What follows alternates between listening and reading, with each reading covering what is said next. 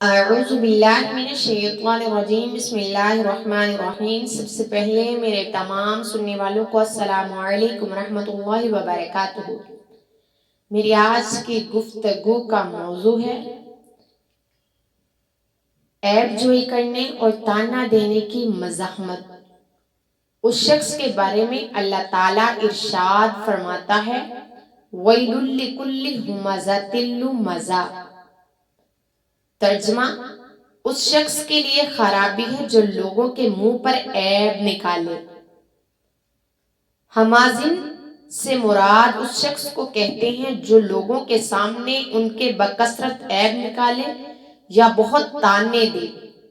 اور حضرت راشد بن سعد فرماتے ہیں کہ رسول نبی کریم صلی اللہ علیہ وآلہ وسلم نے ارشاد فرمایا، معراج کی رات میں کچھ عورتوں اور مردوں کے پاس سے گزرا جو ان کی پستانوں کے ساتھ لٹکے ہوئے تھے۔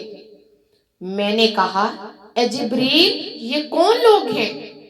حضرت جبریل نے عرض کی، یا رسول اللہ صلی اللہ علیہ وآلہ وسلم، یہ وہ مرد اور عورتیں ہیں جو لوگوں کے سامنے بہت عیب نکالتے تھے اور تانے دیا کرتے تھے۔ تو آج کل تو ہر مسلمان کو یہ عادتیں پڑی ہوئی ہیں کہ بات بات پہ اگر کسی کے ساتھ آپ نے مصیبت یا آفات میں اس پر کوئی احسان کیا ہے تو اس کو بار بار جتلایا جاتا ہے کہ فلاں وقت میں نے تم پر یہ احسان کیا تھا۔ آج کل تو ہم رشتے ہی اس وجہ سے نبھاتے ہیں کہ اگر ہم اس پر احسان کریں گے تو کل یہ ہم پر بھی احسان کرے گا۔ ہم یہ نہیں سوچتے کہ آج ہم اگر اس پر احسان کریں گے تو ہو سکتا ہے اللہ تعالیٰ اس کے صدقے ہماری کوئی وہ مشکل آسان کر دے جو صدیوں سے نہیں ہو سکی۔